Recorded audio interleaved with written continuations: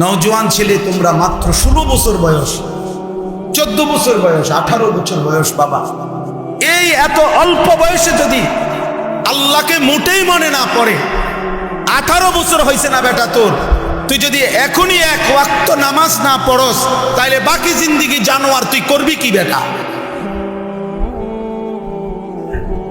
আরে বেটা হাইওয়ান, তুই বাকিটা হায়াত করবি কি বেটা?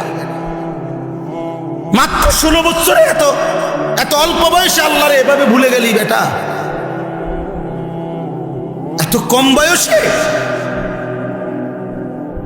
মাত্র 18 বছর বয়সে এত নারী দেখে ফেললা,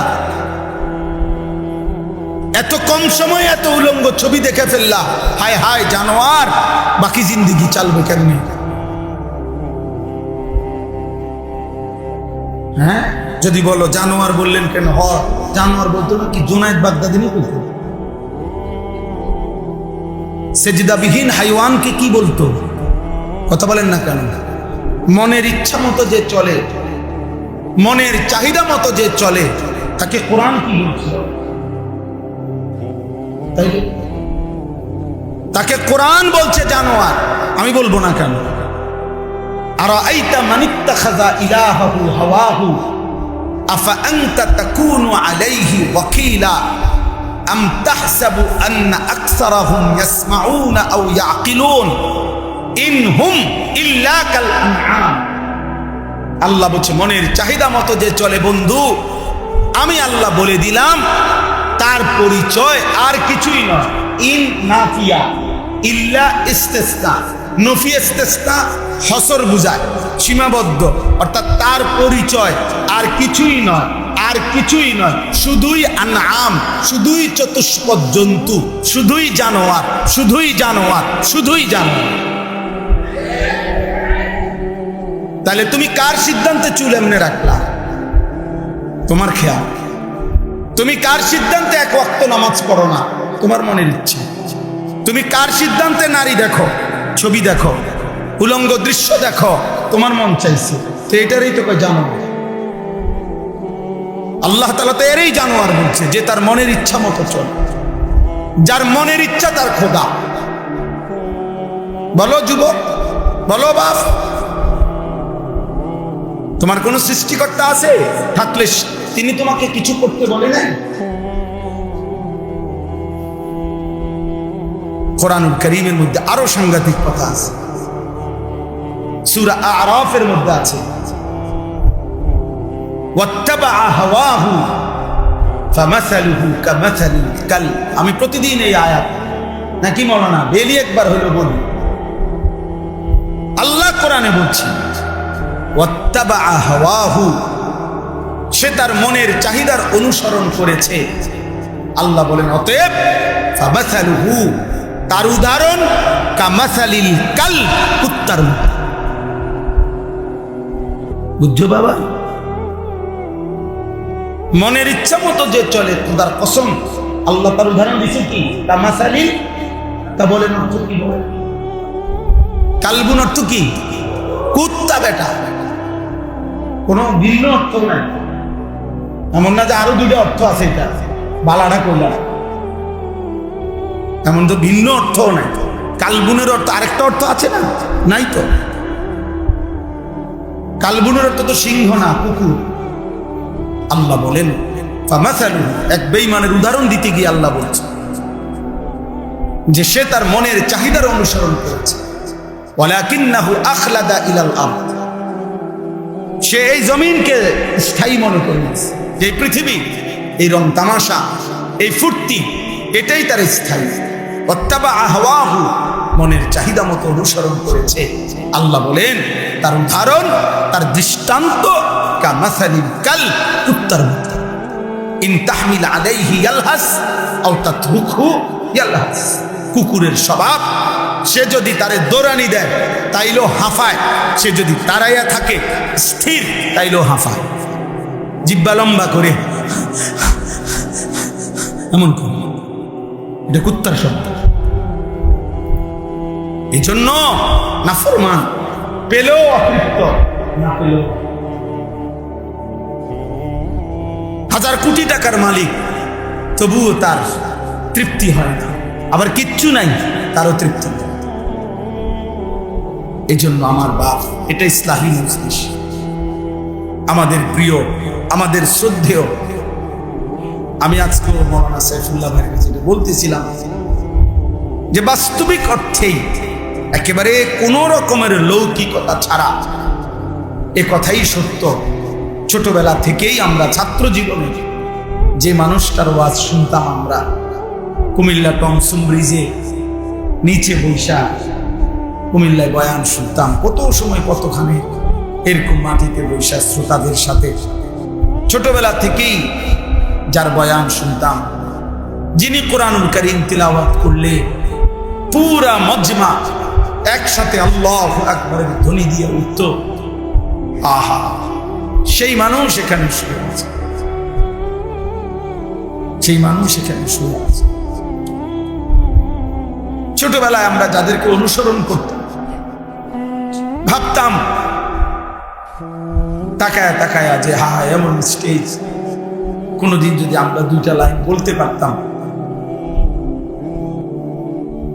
আমাদের সেই রাহবার, বিশেষ করে আমরা যারা দুই চার শব্দ আল্লাহর কথা বলা আল্লাহ তৌফিক দিয়েছেন, আমাদের জন্য বাস্তবিক অর্থেই যিনি রাহবার ছিলেন, আমাদের সেই পরম শ্রদ্ধেয়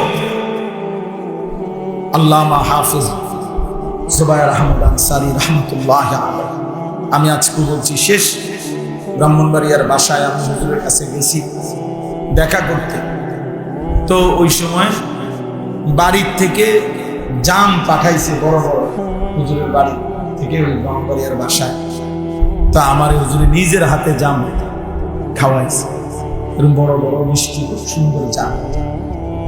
আমাদের ঢাকা বিয়াম মিলনায়তনে রাবেতাতুল ওয়াইজিনদের একটা সংগঠন হয়েছিল, এই সংগঠনে উদ্বোধনের সময় হুজুর বয়ান করছে, আমাদের ওয়াইজ আমি ছিলাম, বয়ান বক্তব্য দিছে, ওয়াইজিন সব বক্তারা বসছিল আমগরে হুজুরে। আমি ওই সময় হুজুরের শেষ বয়ান সরাসরি শুনছিলাম। ওই বয়ানে বলছে, আমার পুরো মনে আছে যে বক্তাদেরকে বলছে, বক্তারা আপনারা ওয়াইজ এমন ওয়াইজ বলবেন না। হুজুরে ঘটনা বলছে যে কোন জায়গায় যে শুধুই টাকার জন্য ওয়াজ করবেন না, তো বলছে যে রাত্রেবেলা বক্তা ওয়াজ করে ওই বাড়িতে ছিল, সকালবেলা যাওয়ার সময় তারা একটা কম্বল সহ হুজুর যাইতেছে, তো তারা জিজ্ঞাসা করছে যে হুজুর আপনি যেমন কম্বল নেন না, দিয়ে বইনা চাইছি পোষায় না, এই জন্য বুঝছি, চিন্তা করছি কম্বলটাও সাথে নেই, দুটোটা মিলে এত দিত কিছু। আমি নিজে শুনছি ওইখানে কয়েকজন বক্তা হয়ে না যে মানুষের কম্বল শুদ্ধা নেয় গা। আল্লাহ তাআলা তার খবরকে নূরে নূরে ভরপুর করে দেন। উদাহরণ দিতেন, অবাক সুন্দর করে বুঝাইতেন, বুঝানোর এক অসাধারণ যোগ্যতা, দক্ষতা আল্লাহ তাআলা ওনাকে দিয়েছিলেন। আলহামদুলিল্লাহ, আলহামদুলিল্লাহ। আল্লাহ তাআলা তার সন্তানদেরকে, তার এই মাদ্রাসাকে স্বপ্নের প্রতিষ্ঠানকে কবুল করে নেন। তো প্রিয় ভাই, আমি দিল থেকে বলছি যে বাৎসরিক মাহফিল হোক, এবছর বাৎসরিক মাহফিলের দাওয়াতের জন্য আমারে বলছিল ওনারা, কিন্তু আমার বাৎসরিক মাহফিল যেদিন, ওই দিন আমার চট্টগ্রাম হাটহাজারীতে মাহফিল, বাংলাদেশের সবচেয়ে বড় একটা মাহফিল হয় চট্টগ্রামে, 3 দিন ব্যাপী আলামিন সংস্থার মাহফিল, ওই মাহফিল ওখানে আমারও দাওয়াত আছে। তো এই কারণে আমি বলছি আমি থাকতে পারব না, আমি এমনিতে একটা ইসলাহী মজলিস করেন, আমি একদিন আপনাদের এখানে যাব। পরে আমি এই ডেটটা নিজের থেকে দিছিলাম।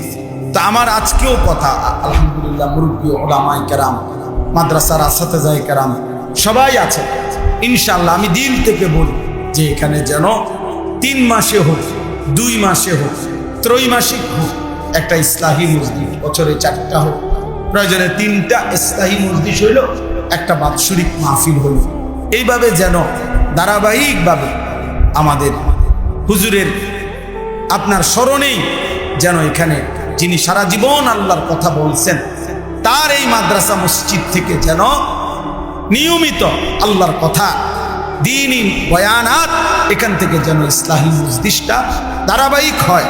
আমি ইনশাআল্লাহ, আমি নিজেও সুযোগ দেওয়ার চেষ্টা, আমার আল্লাহ তৌফিক দিলে আমিও চেষ্টা করব।